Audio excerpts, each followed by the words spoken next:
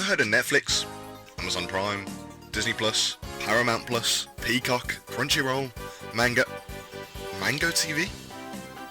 What the fuck is that? We all know what streaming is. It is a part of our everyday lives now. Netflix is perhaps the first thing that comes to mind when someone talks about a streaming service. Understandably so. It started off in physical media sales and really pioneered the idea of streaming, or at least kind of brought it more to the mainstream and really did it effectively. A paid subscription with a large catalogue of your favourite films and TV shows that you can watch all from the comfort of your sofa, all on your TV, without having to go out and buy the physical versions or waiting for them to air on TV with ads in between. In the year of our Lord 2025, we found ourselves in a place where there's not really any difference between using a streaming platform or just using ITV. Want a break from the ads? If you tap...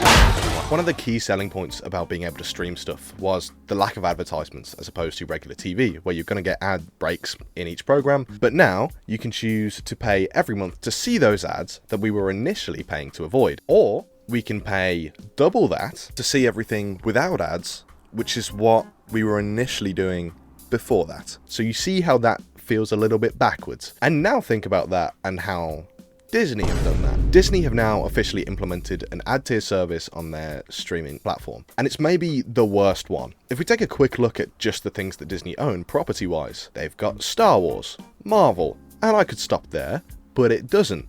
Alien, Predator, every Pixar thing, Die Hard, Avatar, The Simpsons. They do not need any more money than they've already got, but now you can pay $4.99 a month to see all these things with ads every 10 minutes, or you can pay $8.99 a month to see without ads. Shit fucking sucks. Blockbuster Video.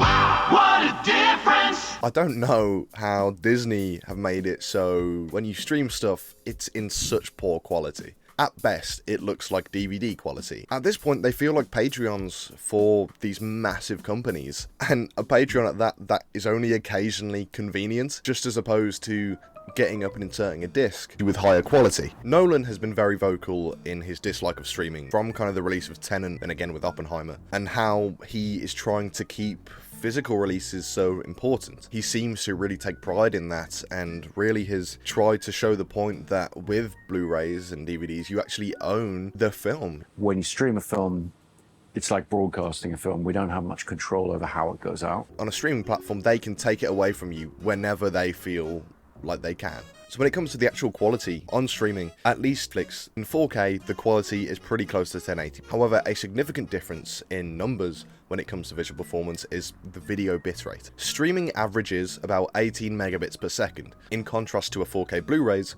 128 megabits. In short, the higher number, the better. Another huge factor is audio. All streaming services compress their audio, unlike Blu-rays. So the sound is just infinitely better in every possible conceivable way when it comes to physical. When you're watching something on Netflix and sometimes the music's too loud or the dialogue is too quiet or vice versa, or the sound is just like blowing your speakers out, it's all because on streaming it's compressed to hell, whereas on Blu-ray, on that physical disc, it is allowed to breathe, so to speak. In 2024, the overall sales for DVDs, Blu-rays, and 4K Blu-rays were down between 23 and 26% from 2023, at least from what I could find online. Obviously, that doesn't sound great. But that said, when you look a little bit closer individually, there are some actual surprising positives. Steelbooks were up 25%, with 4K Blu-rays up 26%, which honestly isn't as bad as I would have thought. Obviously, streaming shows no signs of slowing down,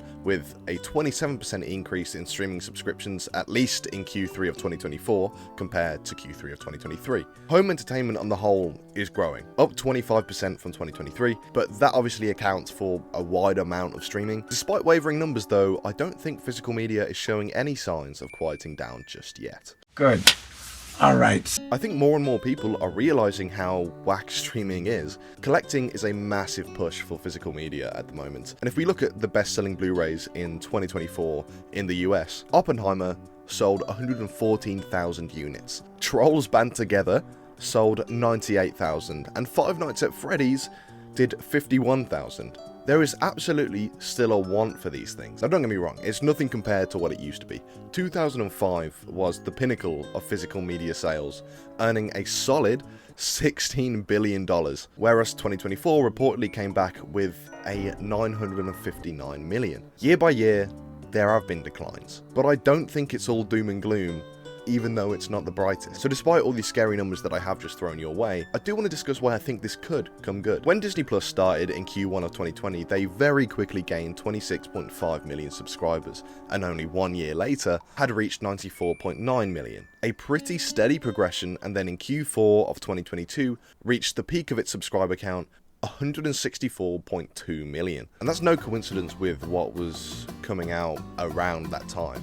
Moon Knight, Andor, She-Hulk, and fucking Obi-Wan Kenobi. That's fucking Obi-Wan Kenobi. One of the most anticipated Star Wars projects tenfold, as well as having films released that we knew would be on Disney Plus pretty soon after, such as Doctor Strange and Thor 4, amongst many other properties. That was a huge year for Disney, and so therefore also meant it was going to be a huge year for their platform, and that shows. But what's somewhat interesting is that now, in Q1 of 2025, it's returned to the lowest numbers since 2021, with 124.6 million at the start of this year. Still huge, of course it is, and it's not going anywhere anytime soon, but interesting that the numbers have wavered downward mostly since 2022, and now that they've officially implemented their ad tier, I'm very interested to see how this is going to progress through the rest of 2025. Especially in the 2000s and early 2010s, Blu-ray releases could have been a second life for a movie that didn't do as well at the box office. For the artist's sake, it's only a positive thing. Gives them a better chance at success as opposed to the way streaming works. So on streaming, because there's no box office revenue, you have to pay everything up front. So you get Millie Bobby Brown and Chris Pratt to do a Netflix movie. It has to be upfront because of how they do residuals, so due to the lack of box office and physical release, they have to kind of compensate for that. And then you end up spending over 300 plus million, so they have to compensate for all of these factors, and then if the movie does shit, well, unfortunately for us, it probably doesn't make a big difference because all these CEOs have deeper pockets than we can imagine. But nonetheless, they are losses. Home video versions of my films, the definitive versions are the Blu-ray. So yeah, on one side of that argument, the actual creatives, and in fairness, the companies that then provide the physical copies, are getting extra for the work they've done, as opposed to purely the streaming company taking all the revenue. I mean, we've all heard about how actors and crew from Breaking Bad never had residuals after the fact. I also think that physical media can be a gateway between fan and the artist, with behind-the-scenes features that come with the movie that streaming 9 times out of 10 doesn't really provide. You actually own the thing, rather than a streaming service hanging a carrot in front of your face until they choose to take it away at any point they want. I also think it's pretty unfair that streaming can get so expensive for such a poor experience on the platform. I cannot get through an episode of anything on Disney Plus without buffering at some point during the film or the episode. I've even had an issue where titles and thumbnails are swapped around, so I'll be trying to watch an episode 3 and I'll get an episode 10. It's ridiculous, especially for something like Disney Plus. And then you have the actual quality of things on streaming, which rely on internet. It's just pretty fucking atrocious. So rather than a regular payment, one fixed payment for one thing that you want to watch in better audio and visual quality, along with all those additional features, must be far more worth it. Right, here's the thing. My little brother Jack Antrobus here isn't just world record holder for world's most medium penis, but he's also right. Physical media is so crucial in this streaming-oriented world, but what if I told you there's another option? And that option is you break the law. Do what you want, 'cause a pirate is free. You are a pirate. You're har fiddle-dee-dee. Being a pirate is a rat-a-tee. Do what you want, 'cause a pirate is free. You are a pirate. Hi, I'm Niall Edwards, the sandwich guy from before. Let me take you back to the year 1999, year of the Matrix, baby. Everybody's in leather jackets and sunglasses, and you all smell bad because you don't have to shower anymore because the world's over. But The Matrix isn't the only thing that came out in 1999, so did Ricky Martin and a thing called Napster. And this small little thing developed by two people whose names were both Sean, but both of them were spelled different, which just doesn't sit right with me. Ban it! But it also changed the entire world forever. And one of them's Justin Timberlake. He's gonna ruin the tour. See, Napster was a service designed to share MP3 files on a peer-to-peer networking service, which basically meant there was no central server that these files go to, they are shared directly from user to user. So now instead of having to buy a CD to listen to 1999 by Prince, it's 1999, and you can just fucking download that shit. It's there, it's on your computer, it'll take minutes. It's 1999, so it'll take a couple days, but soon it'll take minutes. Within like 2-3 years, it'll be alright. Get out of your head, man. What the fuck? But the key detail is that that is free. And this broke and changed the way that people wanted to consume and access music.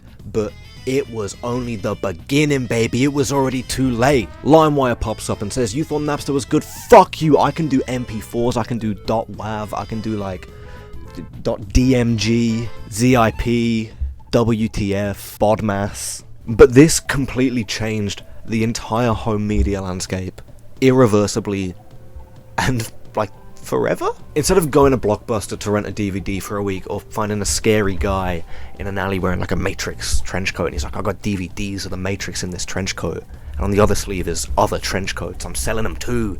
Instead of doing that, you could just download it in seconds and for free.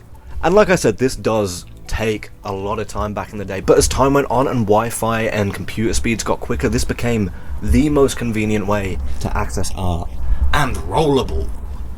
This caused a huge pivot from the entertainment companies. You can never beat convenience, especially when it's free, unless you offer something similarly convenient but that feels a lot more secure. And that's what we've got now with streaming services. That's the origin of it. And it works a treat, especially with music platforms like Spotify and Apple Music, where every record label just kind of uploads everything to everywhere. But with film, it gets a fair bit more complicated.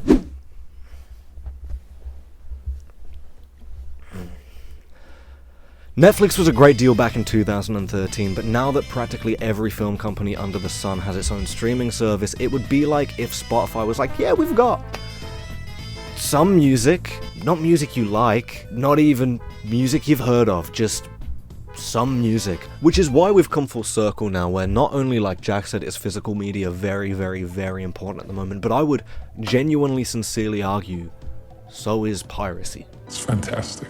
I mean, say whatever you want about it, but it's prevalent. I mean, just look at the amount of people cutting about with dodgy fire sticks. You say the word dodgy fire stick to anybody in a pub beer garden in the UK, and they've got one. It's fucking ubiquitous. You can't stop it. You just can't stop it. The train's already departed the station, and it's going on. Like, for example, the website Pirate Bay is banned in the UK. You cannot access it. Let me just type in pirate proxy, and boom, I'm on Pirate Bay. It's fantastic. A lot of the stuff on Pirate Bay is either ripped from very high quality digital sources or straight from the high quality Blu-rays, offering that same file size a lot of the time, and even the compressed stuff is much less compressed than what it is on streaming services. And this is where Plex comes in. You could run a Plex server. This is not something I do, okay, but you can take your entire pirated movie collection or your library of physical media on Blu-rays and DVDs that you can rip using a Blu-ray drive at your house, and you could rip your Blu-rays and all your pirated movies and put them in a folder on your computer, and then what Plex can do is it can access that folder, and then you privately, just you, your own self, but you could get friends to do it, they can access your media library in a streaming service style setup. So you can go, oh, my mate wants to watch this movie, it's not on Netflix, where is it? Boom, it's on Netflix. You've called it I did, it's me, and I make people watch the things I want to watch. I say to people, hey, watch this. Hey, I want you to watch The Rehearsal. You don't want to watch it, but watch The Rehearsal. Eating poo is actually a satanic ritual. Or, hypothetically, you could watch the original unaltered Star Wars trilogy scanned from a 1977 35mm print, an actual unaltered version of it in 4K that just is fucking beautiful, it's incredible, it's from Star Wars when it was called Star Wars, and back when men were men. Streaming fucking sucks, but it doesn't have to.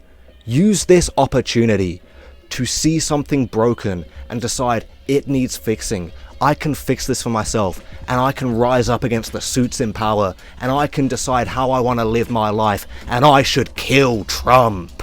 Anyway, let's hear more from Jack Hancher bullshit or whatever. Always something with this guy. Ooh, I watch The Defenders. Ooh. Anyway, do listen to him, see if I care. Hey, but you're not being very nice. As Niall said, streaming absolutely has its place. It doesn't have to be the state that it is now. It can be good, and it should be good. It has been good, but I think because even the streaming market now is so saturated, there are so many choices all over the place, with some of the options the same, some of them being wildly different. And so I think for streaming to be the ultimate success that it can and should be, is for it to stop trying to kill physical media. If it's any food for thought, we've seen this with music. I mean, vinyls and CDs are mega popular again. I've got a vinyl collection right next to me here, but these haven't got popular just for collectors, they've just got popular for listening value. So I think this dystopian view of media from CEOs at Netflix and such, when we take a bit of a look at everything, hopefully the physical media landscape won't be going anywhere anytime soon.